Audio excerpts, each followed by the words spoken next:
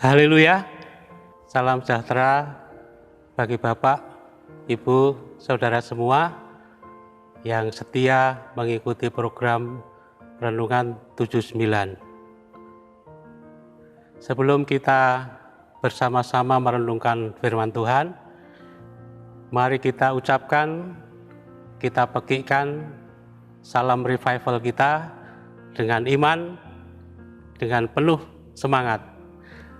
Revival, saya berubah, saya berkarya, saya menjadi berkat.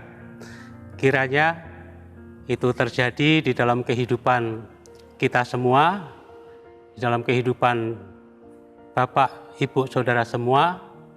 Kita semua bisa berubah menjadi arah yang lebih baik, semakin dewasa di dalam Tuhan.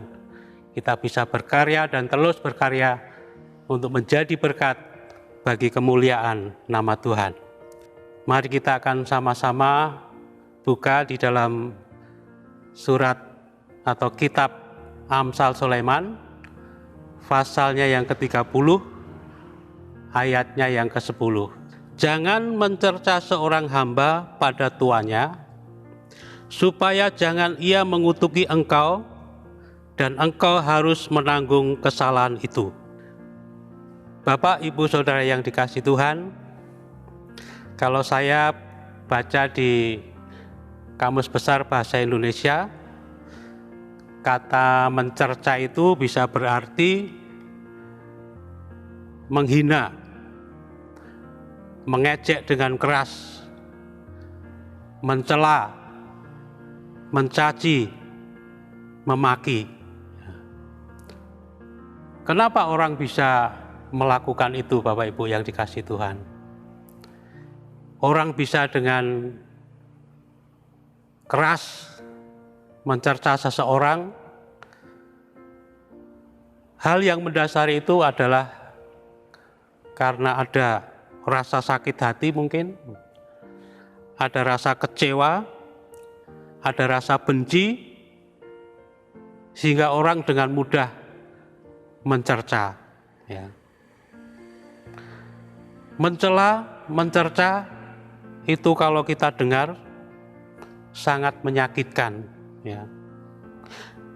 Mencerca lebih keras, lebih menyakitkan bila kita bandingkan dengan mencemooh. Orang-orang di sekitar kita mungkin bisa menjadi objek untuk mendapatkan cercaan. Mungkin bagi yang senang sepak bola,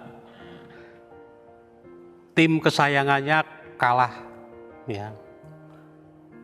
Supporter yang fanatik, dia bisa mencerca tim tersebut, bisa mencerca pelatihnya karena kecewa, karena marah, karena tim yang dia bangga-banggakan, tim yang dia sayangi kalah.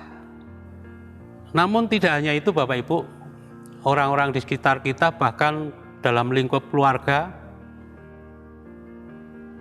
bisa terjadi, ya, karena sakit hati, karena marah, kecewa, ya, atau bahkan mungkin anak sendiri yang prestasinya tidak seperti yang diharapkan, atau bahkan pasangan hidup kita sendiri, ya, suami atau istri. Ya. Bapak Ibu yang dikasihi Tuhan, kutuk atau mengutuk adalah ucapan doa yang dapat mengakibatkan bencana atau kesusahan, sakit, malapetaka bagi orang yang dikutuk. Dalam konteks ayat ini dengan jelas ditegaskan bahwa mencerca dapat mengakibatkan kutuk. Ya. Kita baca di dalam Efesus pasal 4 ayat 29, janganlah ada perkataan kotor keluar dari mulutmu, tetapi pakailah perkataan yang baik untuk membangun di mana perlu, supaya mereka yang mendengarnya beroleh kasih karunia. Bapak Ibu yang dikasihi Tuhan, perkataan kotor ini saya identikan dengan perkataan sampah. Termasuk di dalamnya yang hari-hari ini di media sosial kita bisa lihat setiap saat. Ada cercaan, ujaran kebencian, bullying, yang dengan mudah orang melakukan hal itu. Ya mungkin karena tidak melihat orangnya secara langsung, maka dengan mudah dia bisa melakukan itu.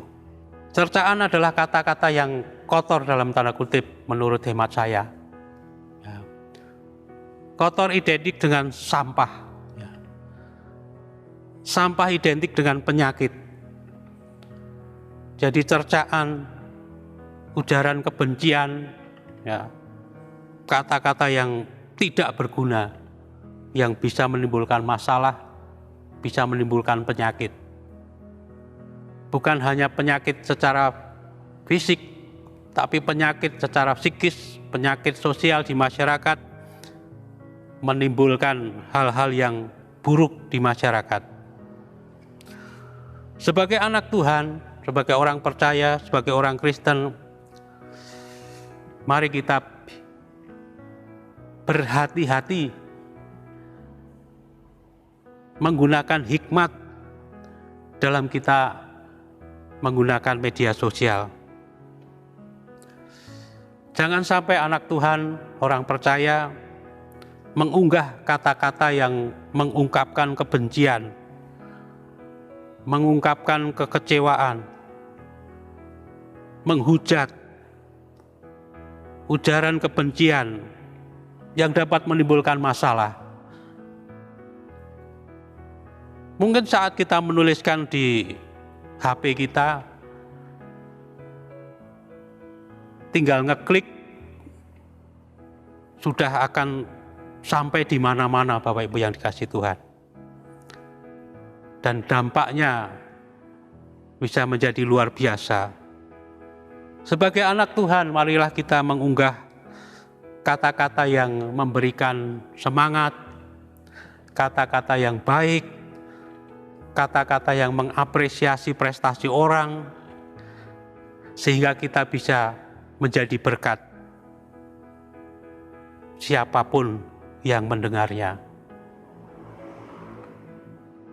Bapak Ibu yang dikasihi Tuhan, saya pernah, dan mungkin saya bukan terlalu senang dengan olahraga, tetapi di Facebook tertentu, kalau saya melihat atlet-atlet kita berprestasi, saya memberikan apresiasi cukup dengan kata-kata yang sederhana.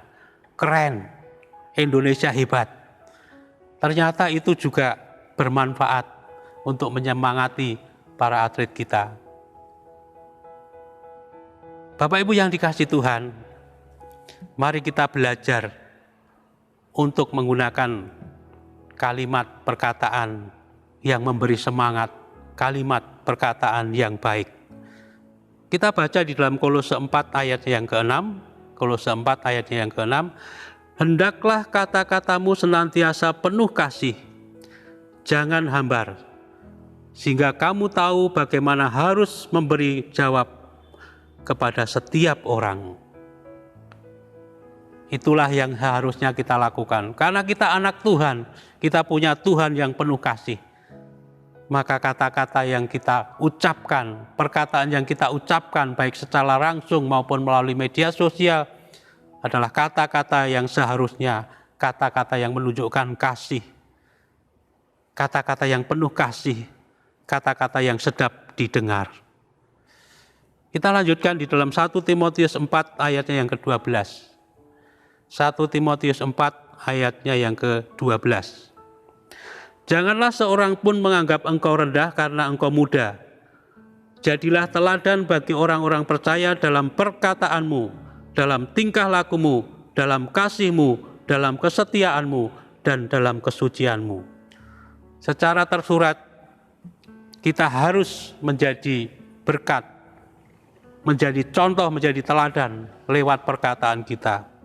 Kalau seseorang sudah tidak bisa diteladani lewat perkataannya, maka akan sulit juga menjadi teladan untuk hal-hal yang lain. Kalau kita sudah tidak dipercaya dalam perkataan kita, maka sebenarnya kita sudah kehilangan semuanya. Orang tidak dapat lagi mempercayai kita. Sebagai pelayan Tuhan, pelayanan luar biasa di mimbar. Tapi kalau dalam kesehariannya kita mengungkapkan kata-kata yang kasar, kata-kata yang negatif, kata-kata yang menyakitkan, maka pelayanan kita tidak akan menjadi berkat. Oleh sebab itu Bapak Ibu, kita akan belajar di ayat yang terakhir, Amsal 19 ayatnya yang ke-11. Akal budi membuat seseorang panjang sabar, dan orang itu dipuji karena memaafkan pelanggaran. Bapak Ibu yang dikasihi Tuhan, hikmat akan membuat seseorang sabar. Dan dengan kesabaran itu, kita tidak akan mengucapkan kata-kata kita secara sembrono. Kita akan mengucapkan kata-kata itu dengan mempertimbangkan apa akibatnya, apa dampaknya. Oleh sebab itu sebagai anak Tuhan, sebagai pengikut Kristus, mari kita belajar untuk berkata-kata dengan bijak, berkata-kata dengan hikmat, supaya perkataan kita tidak menyakitkan orang, tapi sebaliknya dapat membangun semangat, dapat membuat orang mendapatkan berkat, orang memuliakan Tuhan. Kiranya renungan firman Tuhan bisa menjadi berkat bagi kita semua. Kita akan belajar untuk berkata-kata yang positif, berkata-kata yang baik, berkata-kata yang memuliakan nama Tuhan, bukan berkata-kata yang menyakitkan, yang membuat orang lain lemah.